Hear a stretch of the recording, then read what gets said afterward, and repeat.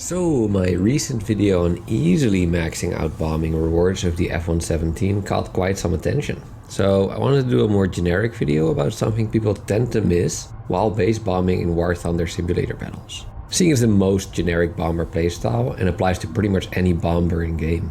The sim game mode itself is good for it, since you can often find small servers with inactive players, and if you play in a bracket without lookdown radars, then you can just hide in the ground clutter most of the time. So let's take a close look at this, and then after that I'll quickly teach you a useful real-life IFR flying procedure you can use in War Thunder, and then a not so real-life messing about session where we'll try to land a tornado on an aircraft carrier. Now, the obvious way to get as many bombing rewards as possible is to bomb as many bases as you can, right? Well, there are some caveats to that. Sim has a pretty annoying system where it effectively caps your rewards around 600 mission points for every 15-minute slot. It's called the useful action system, and I did a whole video about that, which I'll link in the end if you want to know more about it. What also plays in on all this is the loadout you take.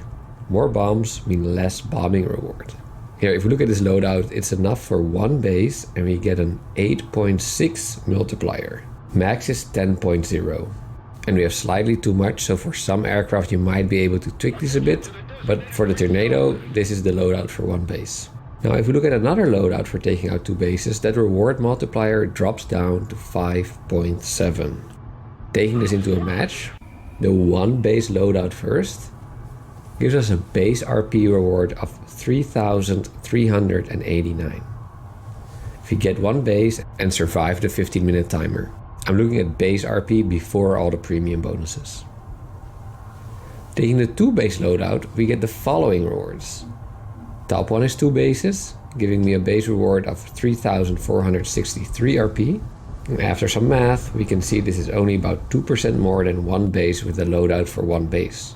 Just for reference, I also did one base in the 15-minute slot with a loadout for two bases. And it's almost 10% less than a loadout for one base when taking out one base. Now, I hope you see where I'm going with this. Are you really going to work harder by looking for more bases? Getting a bigger chance to get shot down so you miss the landing reward by exposing yourself and weighing yourself down with more bombs just for 2% more rewards? Easy answer for me, clear no.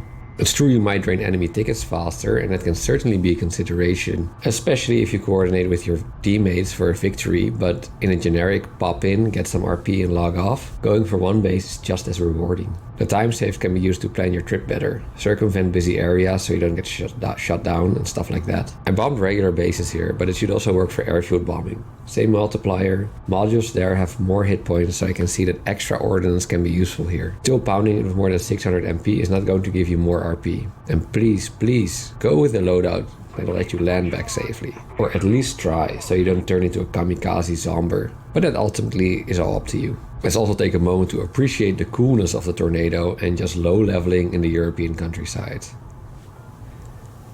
Very cool. Base bombing is considered boring, also by me, but just sometimes this is just so much fun to blast along below rooftop level.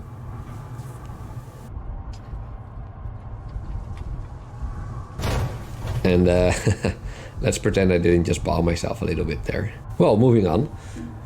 In real life, there's this thing called an 80-60 procedure turn. Turn 80 degrees one way and then 260 degrees the other. It's used in IFR approaches and done at altitude for reversing your course on a given track or heading. 260 minus 80 is 180 degrees difference. Of course, you can do this in War Thunder exactly like that, but you won't need it much. Now, what can happen now and then is that a useful action timer is finished while you're already on the runway. Safest and best thing to do to get that 20% landing reward is take off and land right away. The tornado, being a thick cowl, isn't turned around that easily for landing right after takeoff, so what I did was perform the 80-60 procedure. Let's go through it. Runway is pretty much heading 155. We want to reach the end of the runway first, then go 80 degrees to the right to heading 235. And then immediately go left and turn back to heading 335, which is the reciprocal heading of the runway we took off from. Now, if this mental math is too fast for you, a trick pilots use for calculating reciprocals is +2 minus 20. 155, the 1 plus 2 is 3. The 55 minus 20 is 35. So 155 becomes 335. If If you do this often enough, you get an easy mental picture of reciprocal headings, and stuff like 80 to 60 become quick mental math. I'm also going to keep looking through the HUD and not visually try to find the runway, but rather trusting my calculations and focusing on the heading seen at the top, which displays the full 360 degrees in 10 degree step. This is how you're supposed to do IFR procedures. Just look at your instruments. Now, we're supposed to do this at a so-called rate 1 turn, but in order to work it out, you need constant speed. And this being War Thunder, I'm just yanking it around and kind of eyeballing it. Most important for this to work is a somewhat constant speed and somewhat constant turn rate. In real life, the general aircraft handling has to be a lot more precise and according to procedure. Look, we ended up a bit too low, but this being War Thunder, that's totally acceptable. And again, in real life, people don't do this at ground level right after takeoff, but rather as part of a much larger approach from higher altitudes. Ask me in the comments for more detail on when that's actually used if you're interested. Well, with that done, let's do another unrelated clip to this entire video, and we're going to land the Tornado on a carrier.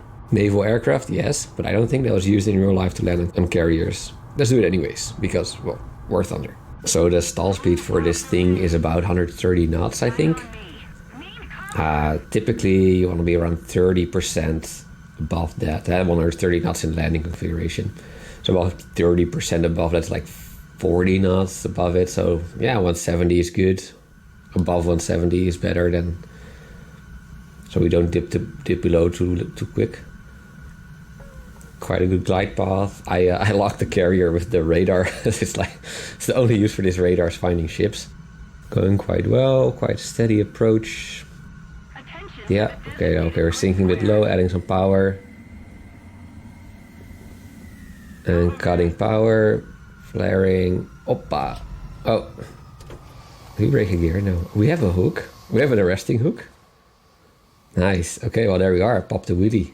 Yeah, let's let's see what happens after we've rearmed. I don't see this thing taking off from here, but who knows, huh?